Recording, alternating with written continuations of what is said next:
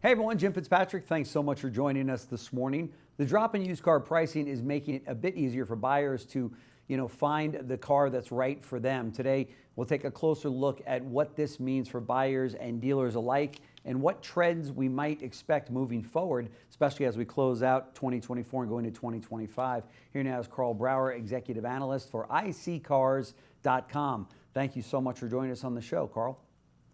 Hey, great to be on with you, Jim. Sure. So what is the average price of a used car today as we sit here today in this conversation?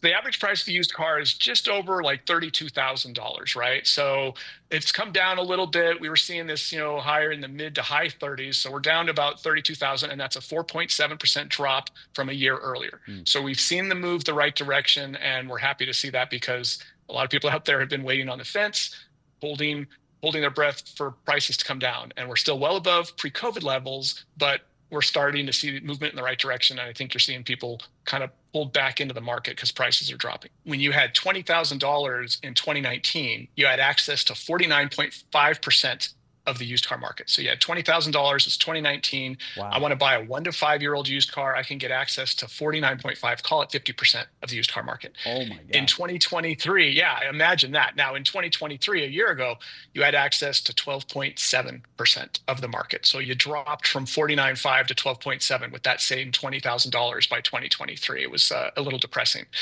And now it's a year later, it's 24, and we're back to about 16.5% of the market that you can have access to 1 to 5 year old used cars with $20,000. So well below 49.5, but a 30% improvement in the past year on what you've got access to. And cars that we had like 8 cars that were available for under 20,000 in 2019, and then that dropped to 1 car, and now Wow. you have 3 cars that you can get.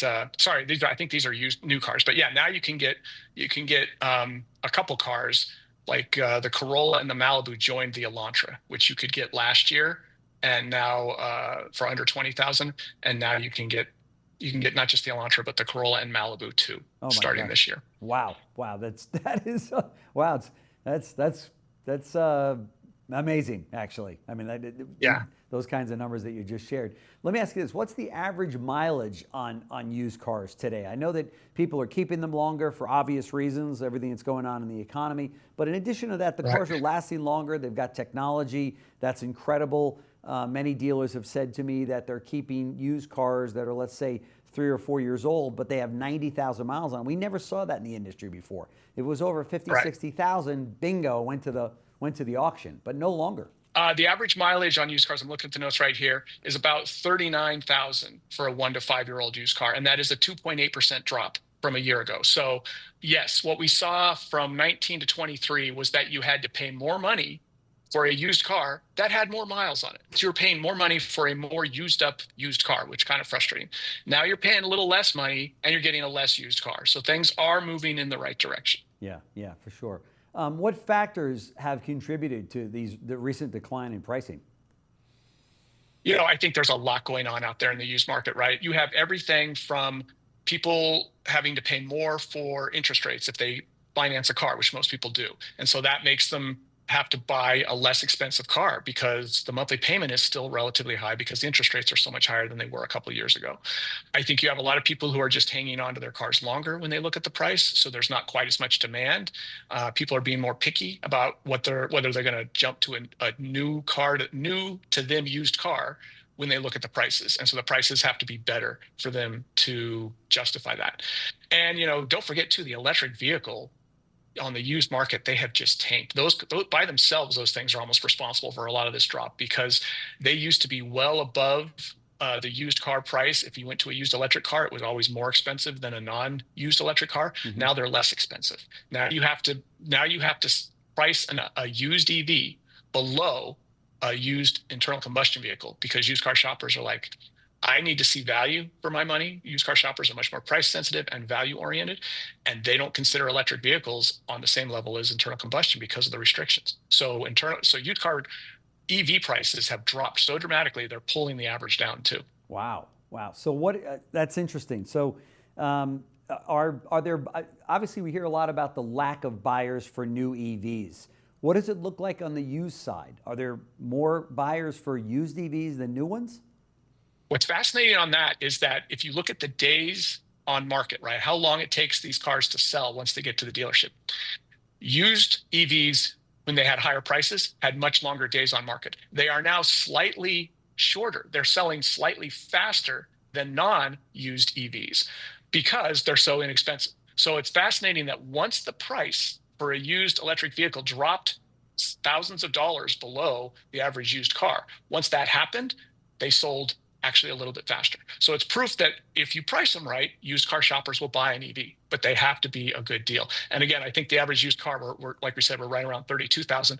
Used EVs average is like 27,000. I want to say 26, 27,000. So you're getting like a $6,000, that's like what, like a 30% almost discount, 20, 30% discount for the EV versus the internal combustion vehicle. And when you do that, they sell actually a little faster than the internal combustion cars. Wow, that's interesting. So, so on the used car market side, what does that look like compared to prior to COVID hitting, or back in 2019, let's say? I mean, overall, in terms of sales. Yeah, I mean, they're selling well still. I mean, I think we're going to see plenty of transactions, because the other thing that we've seen, and there's a lot of research that's confirming this, but we're seeing it too, is that a lot of former new car buyers have become used car buyers. There are a lot of people who, the delta, Jim, is growing between the average used car price and the average new car price. And it's kind of sad, because what's happened is new cars have become kind of the domain of the wealthy. So if you're wealthy, you'll still buy a new car. And there's enough wealthy people out there to buy new cars, to sell 15.7 million people are predicting this year. But the overwhelming majority of these people who are buying these new cars are relatively wealthy. And a lot of like middle class people who used to consider themselves new car shoppers, they're buying used now. That's keeping the transactions, the rate of transactions, vibrant. There's still plenty of activity in the used car market. Right. I'm even seeing just this resurgence of leasing with deals on there. I mean, I'm looking at some really low lease payments that are really even in the twos. I mean, 289, 299. Of course, it's with a couple of grand down or what have you, but we hadn't seen anything like that in the last 3 or 4 years. But now it's starting to come back around again. We're seeing a lot of advertisements. Some are, like Volkswagen. I think it's the sign and drive deal. Those are still some pretty favorable numbers, right?